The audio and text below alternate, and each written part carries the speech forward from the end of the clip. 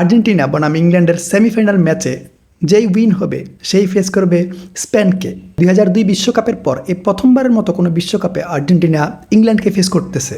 Match নিয়ে কথা বলার অনেক কিছুই আছে, কোন টিমের উইকনেস কোথায়, কোন টিমের কি প্লেয়ারকে, অ্যান্ড ম্যাচের প্রেডিকশন, আমি সব কিছু নিয়েই কথা বলার ট্রাই করব। দেখেন, থমাস টুকেল যখন তার বিশ্বকাপ স্কোয়াডটা ঘোষণা করছিল তখন অনেক সমালোচনার মুখেই কিন্তু পড়ছে। সমালোচনা কেন হয়েছে? উনি ফিল ফর্ডেনের মতো প্লেয়ারকে স্কোয়াডে ডাকে নাই, উনি কোল পালমারের মতো প্লেয়ারকে স্কোয়াডে ডাকে নাই। এমন কিছু প্লেয়ার ডাকছে যাদেরকে নিয়ে ট্রলের শিকার হইতে হয়েছে, যেমন অ্যান্ডারসন মিডফিল্ডে যে প্লেয়ারটা খেলে। বাট থমাস টুকেল এই প্লেয়ারদেরকে নিয়েই কিন্তু পারফরমেন্স দিতেছে, ম্যাচ বের করতেছে। স্কোয়াড দেখার পর সবাই কিন্তু বলাবলি করছিল যে থমাস টুকেল এই স্কোয়াড নিয়ে বেশি দূর যাইতে পারবে না। But England semifinalist. সবাই কি ভাবছে? সবাই ভাবছে থমাস টুকেলের মেইন পরিকল্পনা হবে হ্যারিকেন। থমাস টুকেল যে গেম সাজাবে ওইটা হ্যারিকেনকে কেন্দ্র করে সাজাবে। বাট থমাস টুকেল হ্যারিকেন কেন্দ্রিক গেম সাজাইতেছে না বা সিস্টেম ফলো করতেছে না। থমাস টুকেল কী করতেছে? মিডফিল্ড কেন্দ্রিক গেম পরিচালনা করতেছে বা সিস্টেম সাজাইতেছে। একদিকে জুড বেলিংহাম, অন্যদিকে লিওনেল মেসি বা আর্জেন্টিনা, আপনি যাই বলেন। আমি আর্জেন্টিনাকে, পুরো আর্জেন্টিনাকে লিওনেল মেসি বলবো।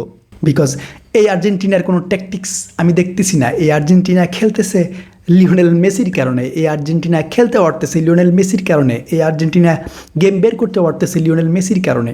তো আমি এই টিমটাকে আর্জেন্টিনা বলবো না, আমি এই টিমটাকে লিওনেল মেসি বলবো। এই বিশ্বকাপের প্রত্যেকটা ম্যাচে কিন্তু আর্জেন্টিনা সার্ভাইভ করছে।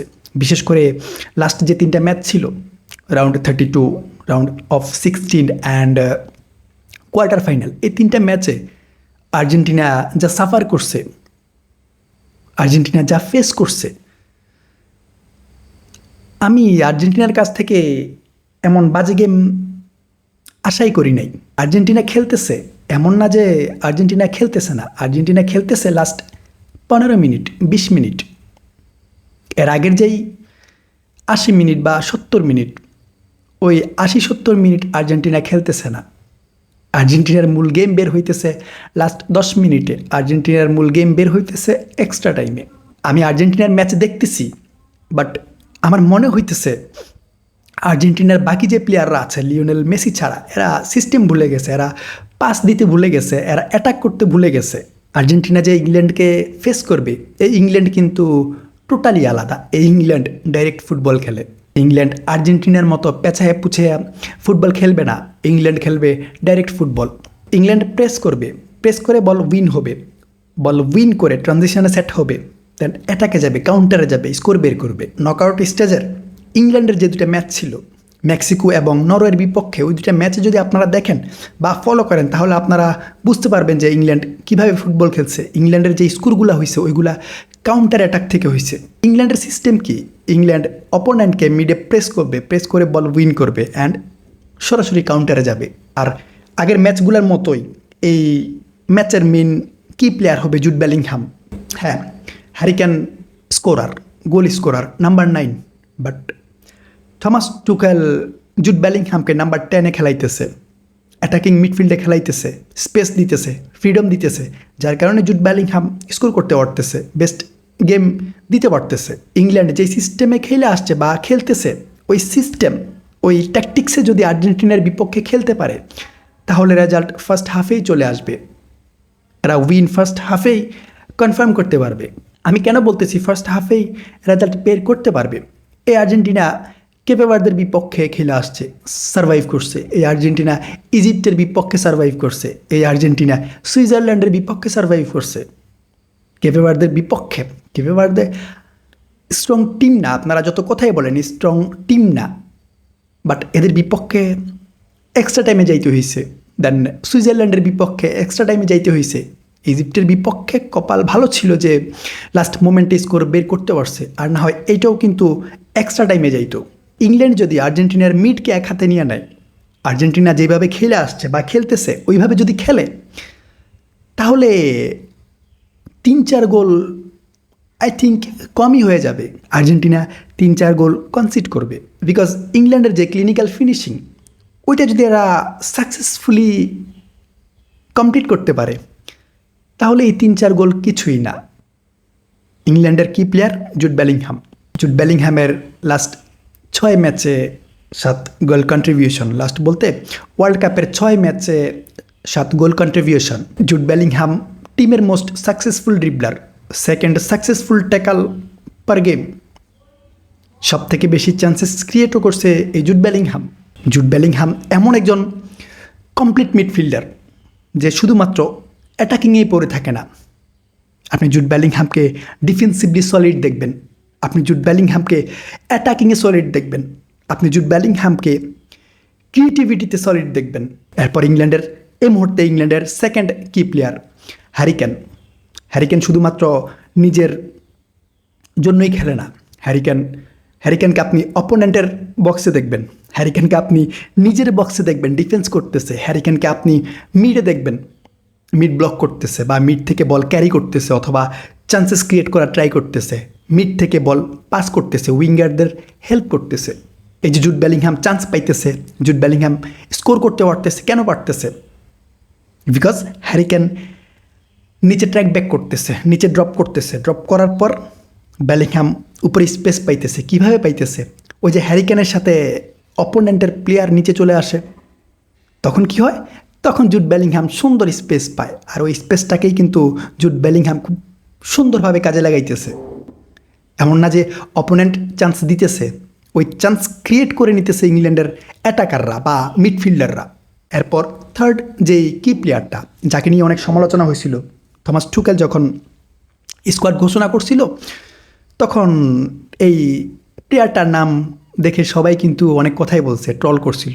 বাট ওই প্লেয়ারটাকে, ওই এলিয়ট অ্যান্ডারসনকে বিশ্বকাপ রানিং অবস্থায় ম্যানচেস্টার সিটি সাইন করে বসে আছে।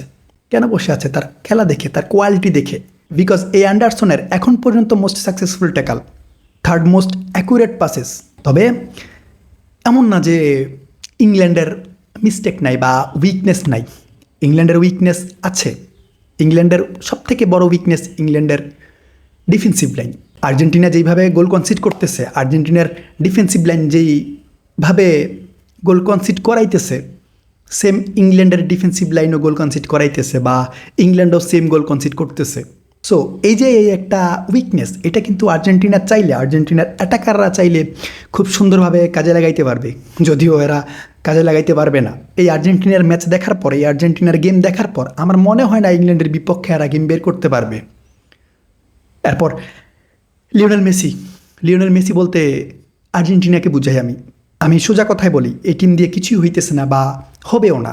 এই টিমের শুধুমাত্র একজন প্লেয়ারই খেলতেছে, এই টিমটাকে শুধুমাত্র একজন প্লেয়ারই ক্যারি করতেছে। যদি লিওনেল মেসি না থাকতো, যদি লিওনেল মেসি স্টার্ট না করতো বা টিমে না থাকতো, তাহলে এই আর্জেন্টিনা গ্রুপ স্টেজ থেকে বিদায় নিত। ভাই, এটা সত্যি কথা, আপনি মানেন না মানেন, এই আর্জেন্টিনা গ্রুপ স্টেজ থেকে কিন্তু বিদায় নিত যদি লিওনেল মেসি স্কোয়াডে না থাকতো।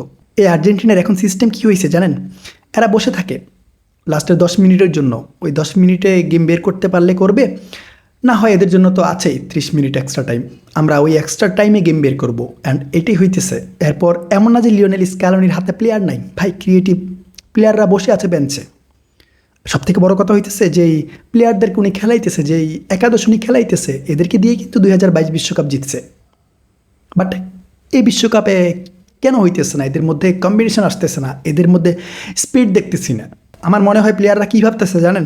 আমরা তো একটা বিশ্বকাপ জিতছি, আমাদের আর প্রয়োজন নাই, আমরা এখন খেলতে আসছি, আমরা নিজের মতো করে খেলবো, নিজেরা পাসিং খেলবো, আমরা অ্যাটাক করব না, আমরা কেউ প্রেস করব না। বাট ওই যে লাস্টের 15-20 মিনিট, ওই লাস্টের 15-20 মিনিটে এরা কিন্তু অনেক সিরিয়াস। আপনি দেখবেন প্রত্যেকটা প্লেয়ার নিজের জান প্রাণ দিয়ে খেলতেছে। এর আগে নিজের জান প্রাণ দেয় না, এর আগে এরা নিজেরাই মনে হইতেছে প্র্যাকটিস সেশন চলতেছে, আমি তারে পাস দিতেছি, সে আমারে পাস দিতেছে, আমি অন্য কাউরে পাস দিতেছি, এমন সিস্টেমেই কিন্তু চলতেছে। আর্জেন্টিনার সব থেকে দুর্বল জায়গাটা কোথায় জানেন? ওই যে ইংল্যান্ডের মতো সেম ডিফেন্সিভ লাইনে এরা হিউজ গোল কনসিড করে আসছে।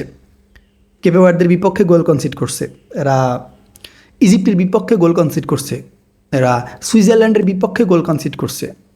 6 ম্যাচে এরা মেবি 2টা ক্লিন শিট রাখতে পারছে, আর না হয় প্রত্যেকটা ম্যাচেই কিন্তু গোল কনসিড করছে। সো আর্জেন্টিনার যে ডিফেন্সিভ লাইন ওইটা ইংল্যান্ডের অ্যাটাকাররা খুব ইজিলি ব্রেক করতে পারবে।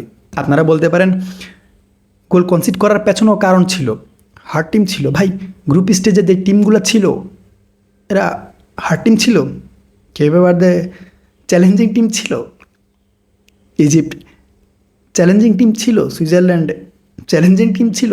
আমার মনে হয় না এতটা চ্যালেঞ্জিং ছিল অন্তত আর্জেন্টিনার জন্য। স্ক্যালোনির যে ডিফেন্সিভ লাইন আছে এরা নিজেরাও জানে না, এরা নিজেরাও বুঝতেছে না যে ভাই আমরা গোল কিভাবে কনসিড করতেছি, আমরা কিভাবে গোল হজম করতেছি, এরা নিজেরাও বুঝতেছে না। এতদিন যে টিমগুলোকে ফেস করে আসছে এরা চ্যালেঞ্জিং ছিল না বা তেমন আহামরি কোনো টিম ছিল না।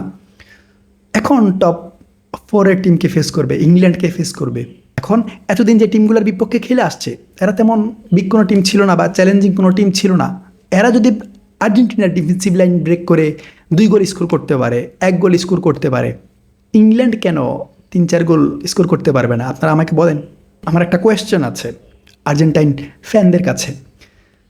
এই যে লিওনেল মেসি একাই এই টিমটাকে ক্যারি করতেছে, after world cup Lionel Messi যদি রিটায়ার্ড হয়ে যায়, আপনারা কোন প্লেয়ারের উপর ভরসা করে কোন প্লেয়ারের জন্য আর্জেন্টিনাকে সাপোর্ট করবেন?